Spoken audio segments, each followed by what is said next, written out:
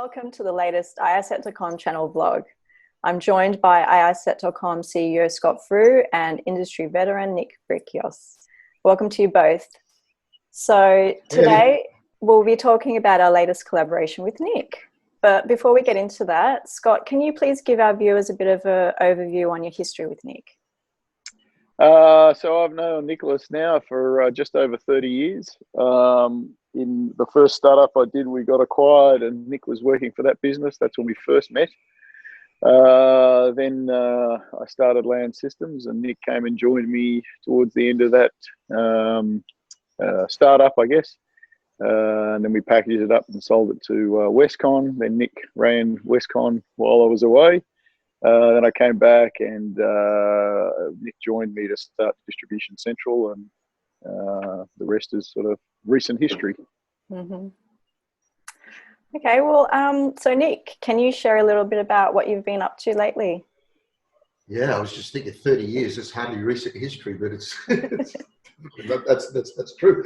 Well, I finished up with Arrow, who acquired Distribution Central in July of last year. So the idea was to take a year off and just enjoy a little bit of life and spend time with the family and look after my 91-year-old parents, and then start to think about what was next. But what I really wanted to do as well was give myself an opportunity, because I had occasion to study the industry from a student point of view rather than from an entrepreneur's point of view, meaning like I had no reason to prove anything right or wrong, just learn.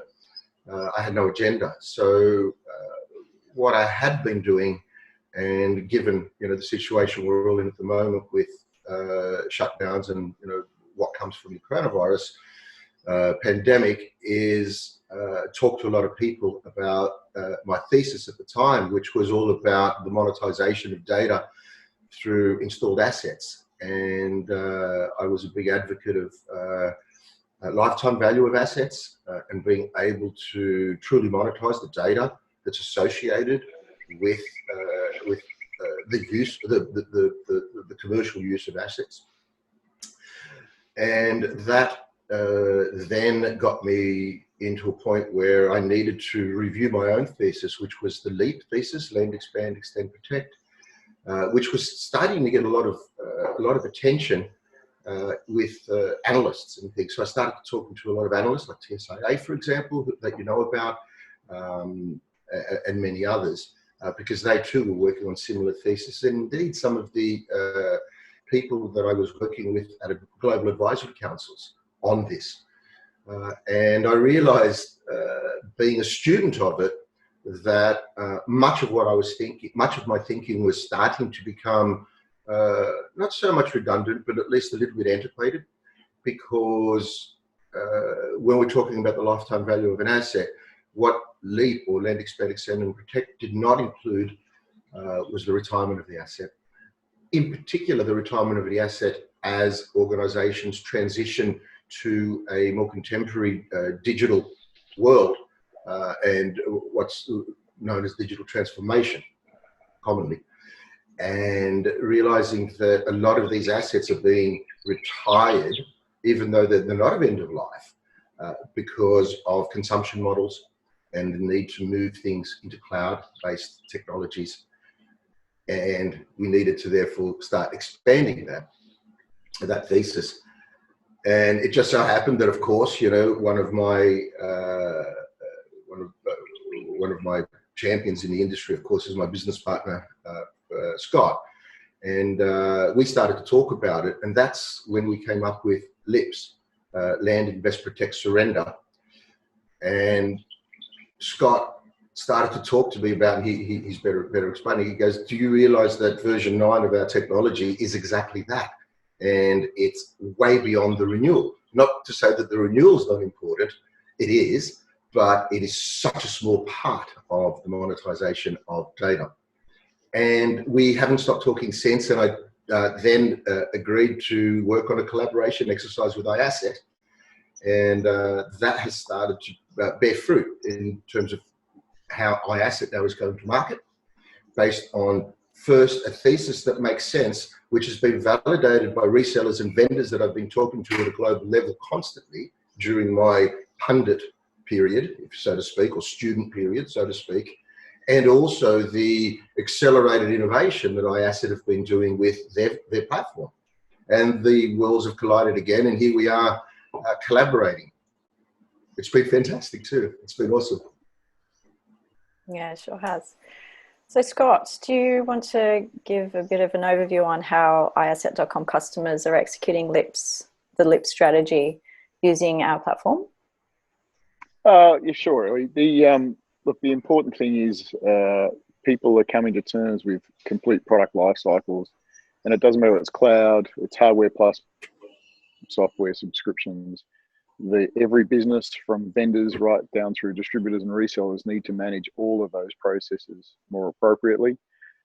So you now get into this mode of land is get that initial configuration right. You know, lots of people still quote on Excel. Really, you need to have all of the components that are related to that item at least presented in that bill of materials to whoever the downstream partner is, because the end user may not know that some of those options are valid. There may be support pieces that you can use. There may be installation costs factored in. There may be headsets for call management systems. So presenting that full bill of materials first, and then once that deal has closed, making sure that each one of those components and indeed the maintenance contracts are always kept evergreen through that life of that contract. Then go and look at all of that install base for opportunities to sell more product over top that adds more value to that end customer's business processes. And then, I mean, the renewals process is still running automatically as a campaign in the background, but being able to do reference architecture campaigns, we're the only guys on the planet that can do that. So if you've got manufacturer A is related heavily to manufacturer B and potentially C, a reseller or even a distributor could run a campaign with those multiple vendors in one go, which has not been done before, not been seen before. And then finally, the surrender piece. So this is a piece that is very close to my heart. As Nick will attest, I planted over 120,000 trees down in South Australia and Western Australia over the time of Distribution Central. Every invoice we generated, we bought a tree basically to offset some of our carbon footprint. So surrender. Sorry? Got to 490. Oh, okay. There you go. I haven't looked at it. I know the last time I looked. But anyway, that surrender part has two components to it. There are companies out there that will repurpose existing used IT equipment out so people can use it again. Or there's the breakdown and recycle component, which I'm very heavily focused on at the moment, which is trying to get vendors to think about the componentry that's coming back from the channel or going back into recycle mode, because as we all know, we can't just keep throwing things out, and breaking down those components and tracking that breakdown back into the ecosystem. So surrender is critical for me from an environmental point of view, as well as it should be critical for a lot of these customers because there is still net inherent value in those products coming out. So we're very heavily focused on that end result, to Nick's point about surrender. Yeah, I think the important part here, which I want everyone to understand, is on the surface, if you understand installed asset lifecycle management, it's a no-brainer, right? It's almost irresponsible not to be executing on that. However, basically the truth there was no strategy for it. People weren't bringing it up as a strategic initiative or an enterprise inside any organization. So while iasset was creating and still is creating a generic market and is of no peer at the moment, which is very difficult when you have no peer because you're doing it all yourself. The missing bit was actually not just a lack of in earnest competitors that can do the whole installed asset lifecycle management initiative. There was a lack of strategy inside an organization to execute on that. And you can't. Okay, that's a great revelation, Nick. Big, Crazy Horses found something. My company, Crazy Horses, identified something. Well, no, not enough. Not enough. But what was stopping the effort into just developing a strategy like that was a lot of organisations thought that just their data was rubbish. The data didn't matter. And Scotty, I haven't spoken to you about this, so here's a first for us to start fleshing on the a conversation that I was having with a journalist on Thursday, and then with an analyst on Friday about the same subject, because this is really heating up, and a lot of it is based on the kind of communication you guys are putting out to the market. The idea about data being crap, and as we know, there's no such thing about crap data. It's just badly organized. That data is zeros and ones. It can't be bad. It's there. It can only be organized bad because it was organized for a different purpose. But the macros are still there. I still know that a name is a name, a product is a product, etc. So being able to be reorganized in a way it can be used. And one of the analysts was saying to me, yeah, but there's still this idea that that's too hard. And my response, which I then started to think about and realized that no, this is actually spot on, if I don't say so myself. That is, there was a time where you could say that about data prior to putting it into an ERP system, and it would be unheard of now not to run an ERP system, or a CRM, and it would be unheard of now not to be running a CRM. And indeed, companies like Salesforce had the same problem where, people collected data about their customers relative to the databases that were around at the time, not to what, say, Salesforce were doing, or not to what some of the more contemporary ERP systems were doing. So it would be almost impossible to accept that data couldn't be organized to allow for a install asset lifecycle management platform to monetize their data 10, 15, 20x, because that is what any organization pays their C-level people to do. So there's no... Well, I think that, Nick, I think to that point, we've just been through an implementation with a manufacturer who was running Salesforce for their CRM business. It's not built for install asset lifecycle management. So we have worked with them over the last 12 months, not because they couldn't give us some information to start the process, but to actually get their Salesforce implementation better organized to suit us from a lifecycle management piece, so that the two were working in conjunction, and their ERP as well, so that you get this full cycle going in of data inside the business, which is now clean. Everyone understands what's going on. All the relationships have now been built so that they are in a truly automated fashion across all three platforms, with us sitting right in the middle. Point. That's a really important point, because that sometimes gets missed, where the platform that you're offering to the market does that for you. You need something to organize that data. You don't just wake up one day and say, I better organize my data. You need a platform that does organize your data in a manner where you can execute on an expansion strategy, or an extension strategy, or a retirement strategy.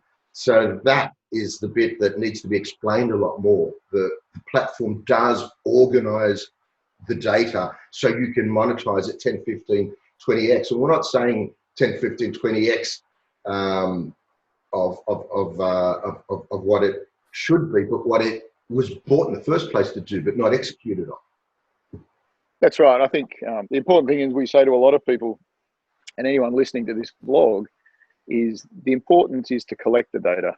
Okay, you may not have a system like iasset.com to be able to deal with the data, but collect the data, collect it, because the more data you have, even if it's sort of a bit messy, the better off you're going to be. Then clean it over time. So clean, a few records a day, or 100 records a day, depending on the size of your business. Not try and clean it all before putting it in. If you clean it all before you put it in, by the time you've done that, it's already gone off, because data just goes off over time. So we're always working with our customers to throw it all in, throw the mess in, and we've done it with one manufacturer, only had a 22% attach rate for maintenance, and we took them to 90% because over the 12, 18 months, the system started to self-cleanse as this process was being generated on a daily basis. It's really impressive to see that in action when I started to see real demos of it. And of course, when I also started to talk to iasset customers when we were collaborating on this, how they were actually doing that. And it's a real thing. It's quite exciting to see that an organisation, and one of your distribution partners, as well as two of your vendor partners, are all doing that. They're all creating unsolicited proposals to take to their customer base, which to me is a hot lead, right? That allows for the ultimate customer to get more out of the asset that they've bought, particularly in terms of reference architectures. So the campaign module just blew me away. It just, well, that's, that was, as that was like when I said, 6-7 years ago, when we were talking about this, I said, whoever cracks the second D in L.I.P., remember? Wins. And that's the campaign module. And everyone can do that now, because no asset works in isolation. And that's why I think not only the IT opportunity, but the operations technology opportunity is huge for anyone in the channel now, to be able to go to their customers and talk more, not just about their IT assets, but their OT assets, because they're in a perfect place to have that conversation, because it's still technology.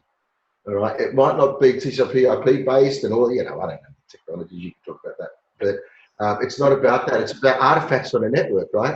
And those artifacts on the network can be, if you can see them, then you can manage them, and you can run a lifecycle a lifecycle management strategy on it. Yeah, that's true, but more a life of the asset strategy over it, because you now have a tool. So everyone in the IT world suddenly has a customer base that's grown by I think was it Gartner, Ellie, or was it Info? It was one of them that said that the OT assets are 8 to 10x the IT assets in an organization. Suddenly you've got a addressable market that just grew by somewhere between 8 to 10 if those analysts are right in their numbers.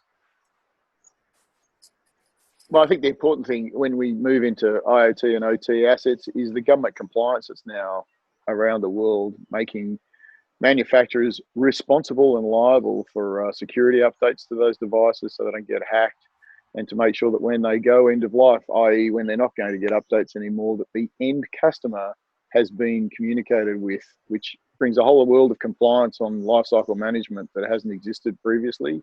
And so the IoT market and OT markets are very, very hot right now for us. Yeah. And where it's starting to appear as well, it's the legitimate. I'm starting to see validation and the legitimizing of these L.I.P.S strategies, so to speak. I'm going to call it that because that's what we've come up with. When I speak to, as you know, both of you know, I've been doing a lot of work with the Big Four, or the Big Six, even the accounting firms, who they have a responsibility to execute on their customers' digital transformation strategies, and that's fairly well documented. Some of the people in the market that we know, especially people like James Henderson, who's been championing the awareness of this. They're saying to me that digital transformation is their seat on the table, because they come up from a risk point of view. And from a risk point of view, if you don't transform digitally, where you're going to be the car company that lost to Uber, or you're going to be the hotel company that lost to B&B and all that, that's all well documented. But you now have a platform to execute on that. You have a legitimate, auditable platform that validates the execution of that strategy. So suddenly, it's an ecosystem of people working to the same game. And the yes or no actually comes from the ultimate customer. But if the ultimate customer isn't being consulted to with a strategy for their IT provider, they'll never know. And this is the biggest opportunity I've seen in being able to solve the dilemma of the $15 trillion upgrade or freshening of technology opportunity that all the analysts talk about. There's the answer. And to ignore it would be irresponsible. And I sometimes get criticized by saying, if you do not do this, you are being irresponsible. Now, it's very difficult for a vendor or for a platform provider to say that, but me, as just someone who runs a consulting company called Crazy Horse, it is absolutely irresponsible not to be executing on this. And to be able to see that you can now with a platform, well, you can get fairly aggressive in pointing and saying, you've got to do this. The problem that I see is most of the channels still see this as the responsibility of the vendor rather than their own responsibility to be able to, or their distributor, rather than their own responsibility to be able to go to their customer and finally consult to them and give them something that they can't do without. And if someone else provides it, they're out of the game. And we have seen that time and time again in the channel all over the planet. It is the value add of making money out of old data. And although especially US organizations are typically focused on net new sales, the smart ones are seeing that there is just as much, if not more, opportunity in their existing properly managed install base than there is in net new. And especially in crises like these where some may be struggling, it is better to go back and easy to go back to the customer sets they have and work out what their expansion opportunity is, rather than trying to knock down the door that everyone else is trying to knock down on a net new customer. All right. Well, Nick or Scott, did you have any final words before we wrap it up for today? Look, I think the important thing in any crisis, and this applied with the global financial crisis and Gulf War I and the dot bomb and the 80s crash, this is a time of opportunity. And I keep telling people this is the time to put the accelerator down, not the brakes. A lot of people are pulling back when in fact they should be going harder. This is an opportunity for change, massive change. It's been thrust upon the world. And now your objective is to automate as much of the business as possible, because you've had to let those people go because you can't afford them anymore. So how do you keep those customers happy with less staff? And automation is the only way to do that.